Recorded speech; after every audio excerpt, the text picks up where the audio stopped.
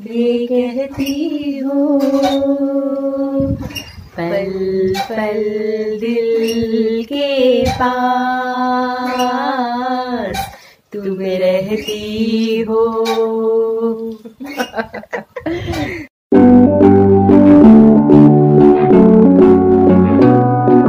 Hello friends, welcome back to my channel Archi special. I hope you all are doing great.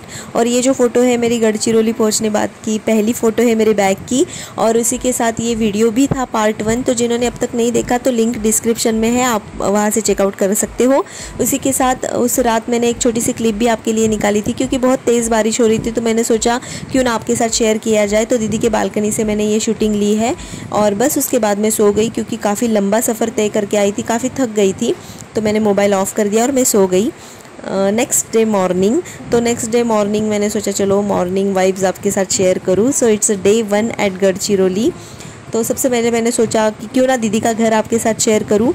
तो ये है आंगन और पार्किंग एरिया, उसी के साथ बहुत सारे पेड़ पौधे दीदी ने लगाए हैं, और सिर्फ लगा के नहीं रखे, तो उसका बहुत अच्छे से ख्याल रखती है। सुबह 5 या 6 बजे उठ के वो इसको पानी वगैरह देती है। उसी के साथ कोने में एक कुआं भी है, जिसका मीठा मीठा पानी हमें पीने को मिलता है। तो आप देख सकते हो कितने ढेर सारे पौधे हैं, अलग अलग। और बस अभी हम घर के अंदर जाएंगे। ये है झूला, झूले पे बैठ के हम बहुत सारे गाने गाते हैं। और ये है लिविंग एरिया। तो बेसिकली देखा जाए तो मेरी एक मौसी है नागपुर में जो रहती है, उनकी ये बेटी है जिसके यहाँ मैं गढ़चिरौली में रुकती हूँ। तो चलो बातें करते करते अभी साथ ही साथ मैं आपको दीदी का पूरा घर दिखा दूँ। So let's see.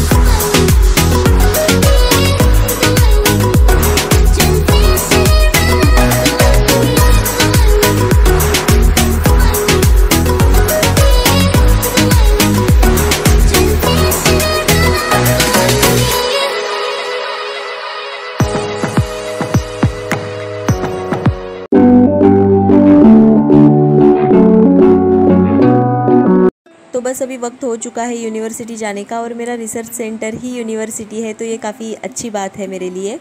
और मेरे जो गाइड है उनसे मैंने अपॉइंटमेंट ले रखी थी, तो वक्त पे मेरा पहुंचना ज़रूरी था। और दीदी के घर से अगर देखा जाए तो यूनिवर्सिटी 15 to 20 मिनट्स बाइक पे लगते हैं, तो काफ़ी लंबी दूरी पे है। और दीदी ने कहा कि तुम मेरी जो भी गाड़ी है वो लेके जाओ। दीदी की जुपिटर है, तो बस मैं वो लेके जाने वाली थी। तो दीदी को कहा चलो थोड़ी सी क्लिप भी बनवा लेते हैं, ताकि मैं मेरे सब्सक्राइबर्स के साथ ये सब शेयर कर सकूं।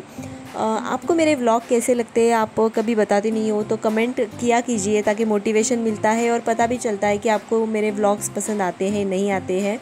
मुझे तो खैर आपके साथ शेयर करना बहुत अच्छा लगता है, कोई भी नई चीज़ हो तो ये इस बार तो मैंने ठान के रखा था कि मुझे इस बार का व्लॉग शूट करना ही है। तो मेरा रिसर्च वर्क का भी काम बहुत ज़्यादा था, साथ ही साथ में जितनी हो सकी, जितनी पॉसिबल है उतनी क्लिप्स आपके लिए शेयर निकाल के रखी थी, ताकि मैं जब भी मुझे वक्त मिले आपके साथ शेयर कर पाऊँ। तो बस अभी दीदी की ये गाड़ी लेके मैं जाऊँगी यूनिवर्सिटी। और यूनिवर्सिटी में मेरा 3 से 4 घंटे का काम तो होगा ही होगा। 3 से 4 क्या, उससे ज़्यादा ही काम होगा, क्योंकि जितने भी कैलकुलेशंस, जैसे कि मेरा मैथमेटिक्स सब्जेक्ट है, तो जितने भी कैलकुलेशंस है वो काफ़ी बड़े बड़े थे। इसके बाद मैं यूनिवर्सिटी गई, 3-4 घंटा मैंने खूब मन लगा के स्टडी की। वहाँ पे तो मैं कोई शूटिंग ले नहीं पा रही थी, तो बस घर आने के बाद मैं फिर से शूटिंग लूँगी और आपके साथ शेयर ज़रूर करूँगी। तो जी हाँ, मैं पहुंच गई हूँ घर, और घर आने के बाद मेरी दीदी के साथ गप्पे शप्पे शुरू हो गए, दीदी के साथ शूटिंग शुरू हो गई। हमने थोड़ी सी शूटिंग ली, दीदी का कुछ चल रहा था बालों का, और फिर रात के खाने की हमने तैयारी कर ली, और रात में हमने खाना खाया। उसके बाद दीदी के अचार अगर दिखा दूँ तो वाओ, अलग अलग तरीके के अचार उसने बनाए हैं। नींबू का है, फिर आम का अचार है, फिर आंवला जो होता है उसका अचार है। वाओ, दिल खुश हो गया। उस दिन तो हमने खिचड़ी ही बनाई थी क्योंकि ज़्यादा भूख नहीं थी और आमरस भी था, तो हमने वही बनाया। डे 2 की मॉर्निंग देखो ऐसे हुई। बहुत बहुत बहुत ज़्यादा काम दे के रखा था, बहुत कैलकुलेशंस थे। मेरा एक एक रिसर्च पेपर जो है उसके कैलकुलेशंस 40 to 50 पेजेस के हो रहे हैं और ख़त्म होने का नाम ही नहीं ले रहे हैं। और एक छोटी सी गलती अगर हम कर देते हैं तो पूरा कैलकुलेशन चेक करते बैठना पड़ता है। तो कुछ सामान वहाँ पे रखा है, कुछ सामान यहाँ पे रखा है, कुछ इस तरह से मेरी मॉर्निंग थी। और उसके बाद बस मैं रेडी हो गई और डायरेक्ट मैं जाते वक्त की क्लिप निकाल रही हूँ। अभी फिर से यूनिवर्सिटी जाने का मेरा टाइम हो गया था और सेम जगह, सेम गाड़ी, सेम मैं, ऐसी वो क्लिप हमने निकाली। मैं सोच रही थी कि रोज़ रोज़ नहीं निकालूं, लेकिन फिर मेरा मन किया कि चलो आज भी एक क्लिप निकाल ही लेते हैं। तो फिर से मैं जा रही हूँ यूनिवर्सिटी, ताकि जितना भी मेरा कैलकुलेशन है, जितना भी रिसर्च वर्क हो रहा है, वो सर के साथ एक बार टैली कर लूँ और नेक्स्ट डे मुझे क्या काम करना है वो भी मैं वहाँ से रिसर्च पेपर वहाँ से लेके आऊँ। तो ये सारी चीज़ें होती है पीएचडी में। थ्रिलिंग है काफ़ी।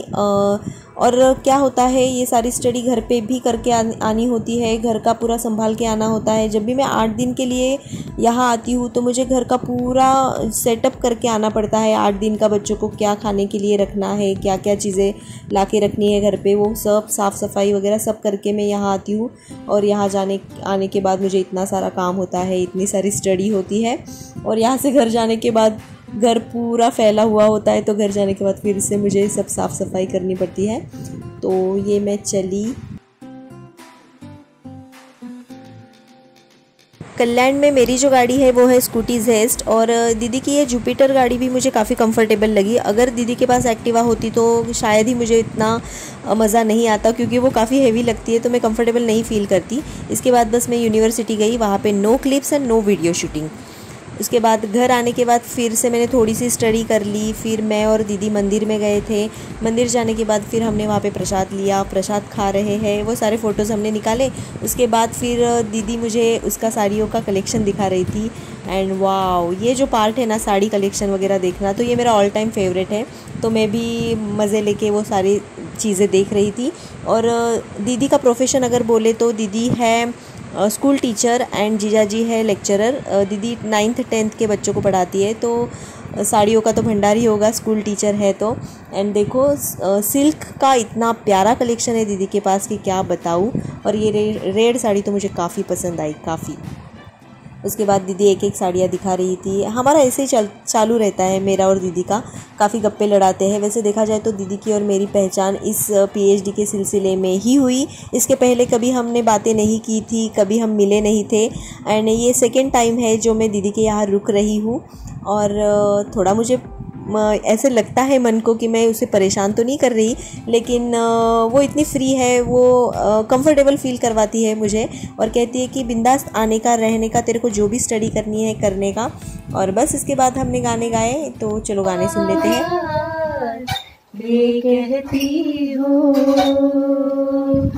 पल पल दिल के पास तुम रहती हो। तो बस कुछ इस तरह से 3-4 दिन मैंने वहाँ पे गुजारे। मेरा रूटीन वही था, तो मैंने बार बार वो शेयर करना पसंद नहीं किया। और ये है दीदी की फैमिली। और बस मेरी स्टडी चलती रही और मेरा यूनिवर्सिटी जाना चलते रहा। उसके बाद फिर वक्त आया मेरा नागपुर जाने का, और बस मैं बस में बैठ के नागपुर जा रही थी। अगेन हेक्टिक जर्नी थी मेरी इस बार भी। तो मैं बस में बैठी और नागपुर जाने के लिए निकली। यहाँ से फिर मैं अपना सफ़र तय करके मैं पहुँच जाऊँगी नागपुर स्टेशन। और उसी सेम डे मेरी ट्रेन भी थी, तो मुझे वापस कल्याण निकलना था। तो ऐसा हेक्टिक शेड्यूल था मेरा। तो चलो वो भी शेयर कर दूँ आपके साथ।